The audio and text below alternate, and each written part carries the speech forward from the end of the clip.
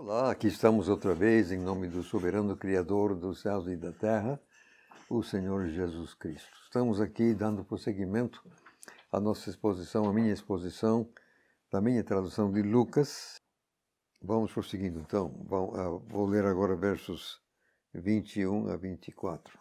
Ora, quando ele ia se aproximando, observou a cidade e chorou sobre ela, dizendo: Se tu, sim tu, ao menos neste teu dia, tivesses compreendido as coisas pertencentes à tua paz, mas agora elas estão encobertas aos teus olhos. É que os dias virão sobre ti em que os teus inimigos te cercarão de trincheiras, sim, te sitiarão e te apertarão por todos os lados.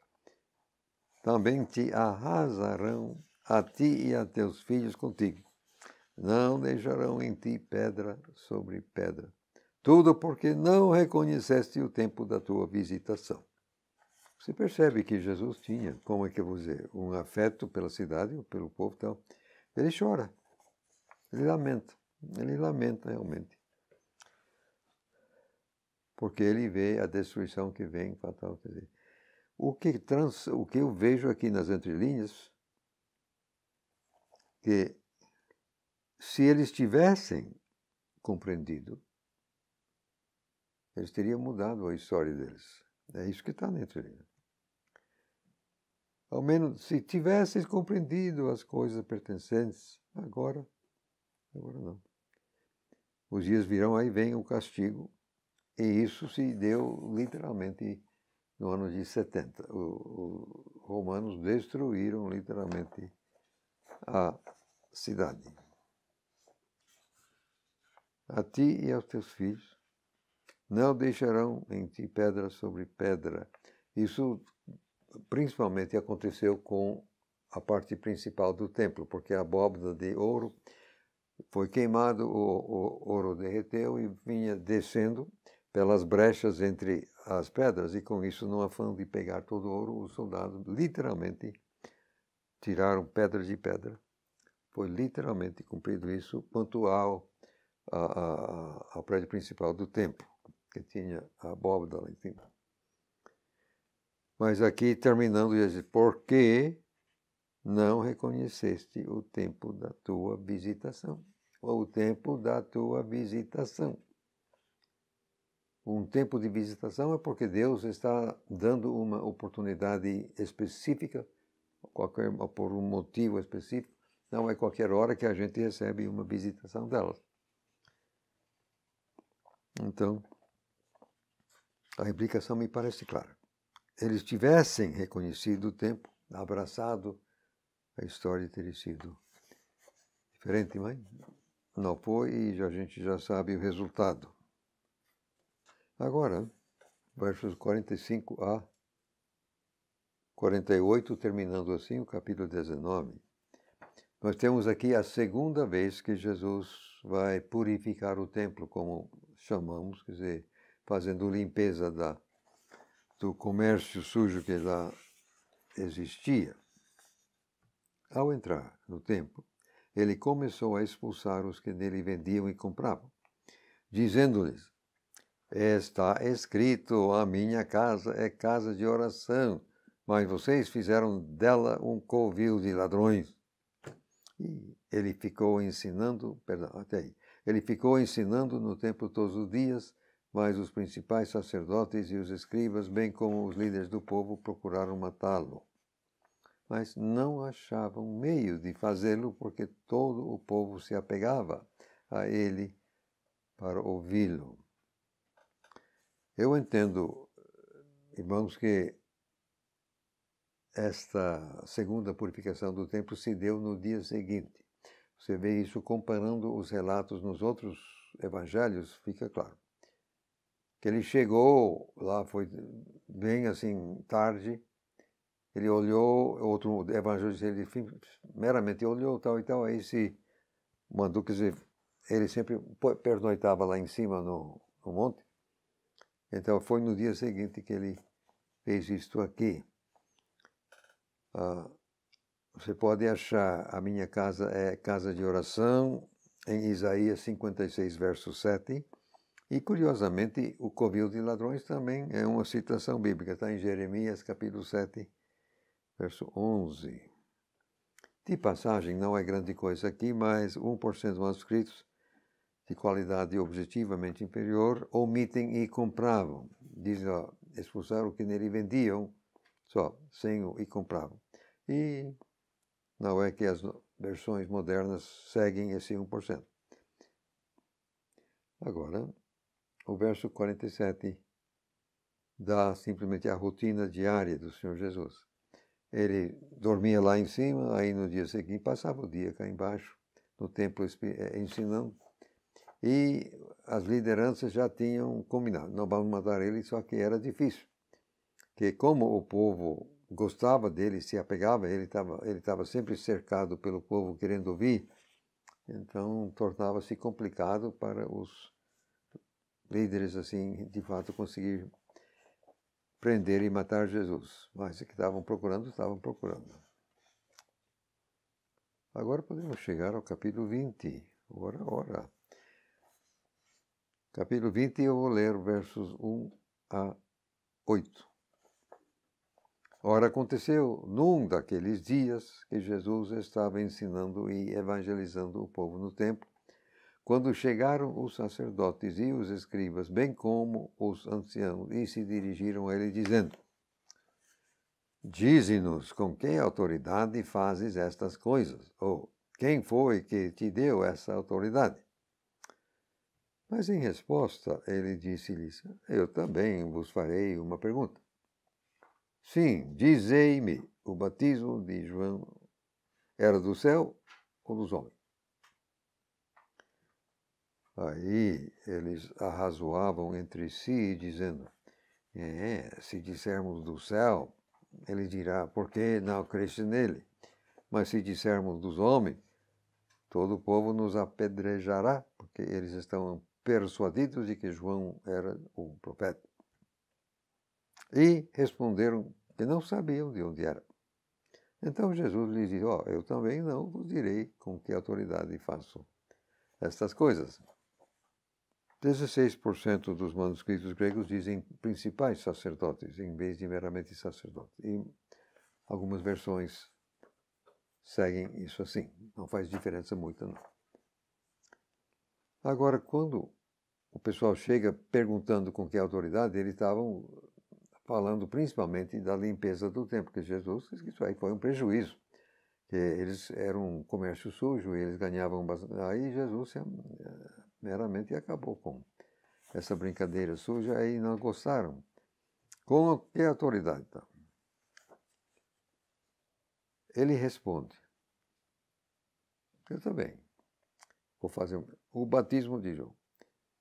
Agora, eles sabiam muito bem que João era de Deus, como sabiam muito bem que Jesus era de Deus. Sabiam. Ele tinha dado provas assim a contento, sobrando. Só que não queriam aceitar, não queriam receber.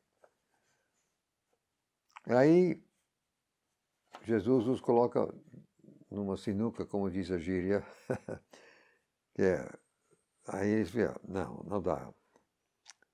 Se a gente falar do céu, porque o próprio Jesus havia dito em outro momento que os fariseus daquela turma não foram batizados por João. E por que não? Porque o batismo de João era um batismo de arrependimento. Então, eles teriam de confessar que eram pecadores, precisando de perdão. Não queriam, eles eram santinhos da Silva, eles se apresentavam como justos, tal. Não queriam admitir que precisavam de perdão, então não foram batizados por João. Foram lá espiar, mas não foram. Então, aqui é por isso que eles dizem, se a gente for dizer do sal, aí ele vai dizer, então por que você não crê nele? Então, não queriam, então, também dos homens, o povo poderia reagir de forma negativa. Então, não sabemos. Pura mentira, sabiam mesmo, mas não queriam admitir, não queriam dizer. E Jesus, então, nem eu, mas Eles sabiam perfeitamente, era simplesmente querendo ter alguma coisa da boca de Jesus para poder acusá-lo, quem sabe. Agora, chegando ao verso 9, nós temos uma parábola que eu nunca gostei dessa parábola, é uma parábola muito desagradável, é o tipo da coisa que nunca iria acontecer de fato na vida comum. Mas entendemos que Jesus está aqui. Os próprios fariseus depois entenderam que Jesus estava dirigindo essa parábola exatamente a eles. Eles é que eram os lavradores perversos, coisa e tal, que iriam de fato matar o filho do dono. Então, isso é pano de fundo. Esta parábola não é coisa que acontecia normalmente, mas era exatamente dirigida aos fariseus e aquela turma. Verso 9 a 16, por enquanto.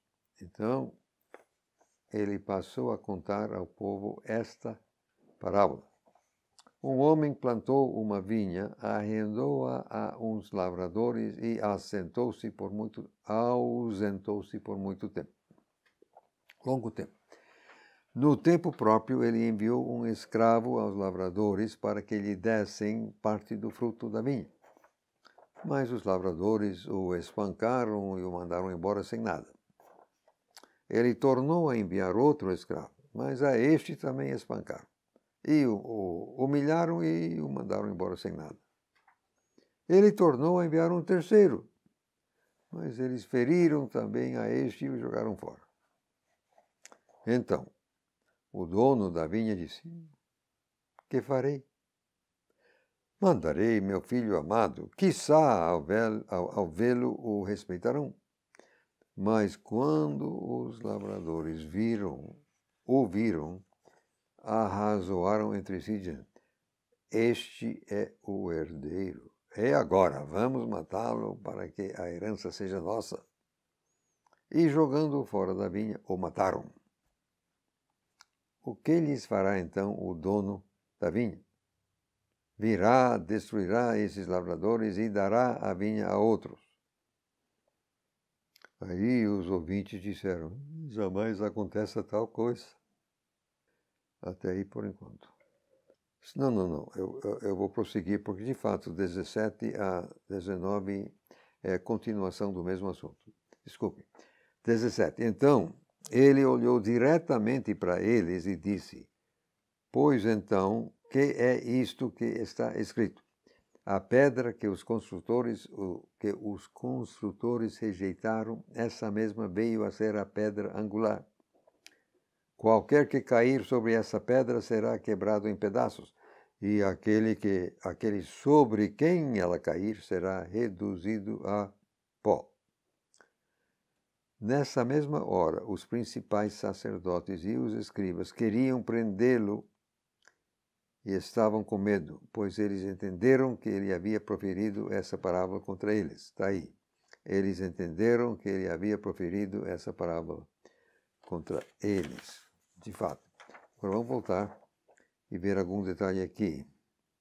Olha, nenhum dono iria mandar um segundo depois que o primeiro foi tratado dessa forma. Iria realmente resolver o caso dos...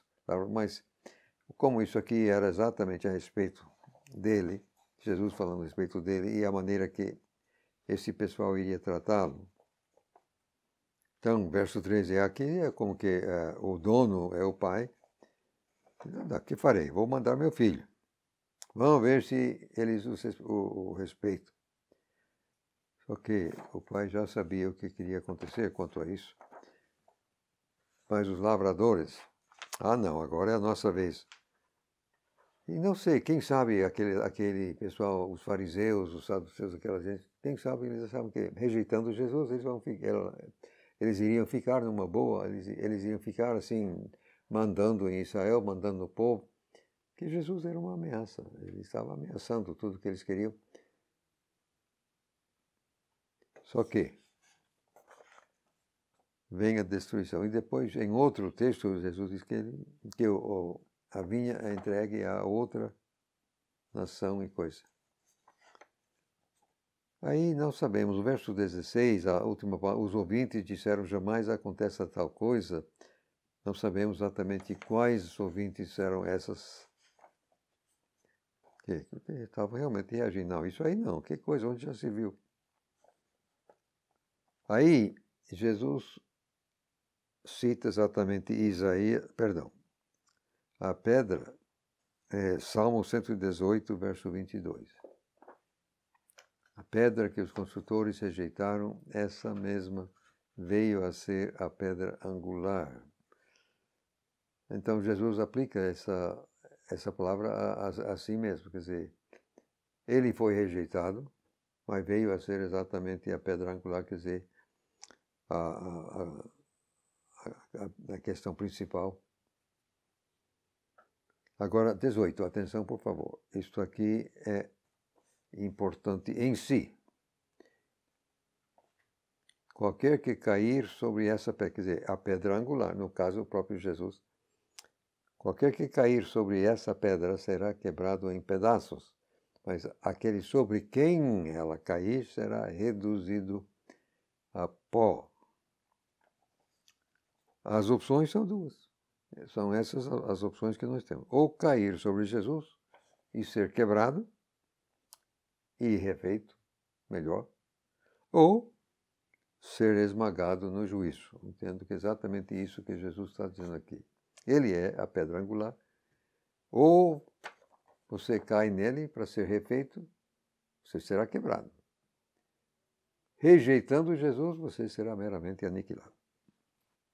Agora, aquela turma sabia perfeitamente que Jesus tinha dirigido aquela parábola contra eles. Estavam com medo. Alguns manuscritos, aliás, 35% dizem medo do povo. Não faz muita diferença. Eu acho que eles estavam com medo de duas formas. Agora, temos uma sequência de tentativas do pessoal de embaraçar Jesus ou atrapalhar a vida dele. O primeiro caso, em outro evangelho, diz que eram os herodianos, que eram uma turma assim que apoiava o Império Romano. Versos 20 a 26. Para vigiá-lo, eles enviaram espias que se fingiram inocentes para apanhá-lo em alguma palavra, visando entregá-lo ao poder e à autoridade do governador, que representava, obviamente, o império. Aí eles o interrogaram, dizendo: Mestre, sabemos que tu falas e ensinas o que é certo e que não mostras parcialidade, mas ensinas o caminho de Deus conforme a verdade. É certo a nós pagar imposto a César ou não? Mas percebendo a astúcia deles, ele disse-lhes: por que vocês estão me testando? Mostrem-me um denário. De quem tem a imagem e a inscrição? Aí disseram, em resposta, é de César. Então ele disse-lhes: pois então, dai a César o que é de César e a Deus o que é de Deus. Não puderam apanhá-lo em palavra alguma diante do povo e, maravilhados com sua resposta, calaram-se. Pelo menos eles, depois tinham outros. Mas isso, olha, eles até que eram óbvios demais, será que não? Eles ficaram assim, falando mais do que deveriam ter falado, né? Sabemos que tu falas, ensinas tal, de certo, não, então elogiando, mas era um elogio, obviamente, falso, só querendo, assim, desarmar o homem, ver se ele iria tropeçar, mas não. Eles não tinham como, porque Jesus não meramente disse, dai a César o que é de César, ele completou, e a Deus o que é de Deus. Aí deixou ele sem saída. se a moeda é romana, naturalmente o governo pode pedir o que é dele. Isso qualquer governo tem que tirar imposto do povo para financiar o que tem que fazer. Todo governo é assim. Agora, os saduceus. Esse pessoal era difícil. Eles vêm com uma situação hipotética. Eu digo a quem quiser me ouvir que sempre que alguém chega a você com uma questão hipotética, fique assim armado, que provavelmente tem agenda por detrás. Até aí, por enquanto, que Deus nos ajude.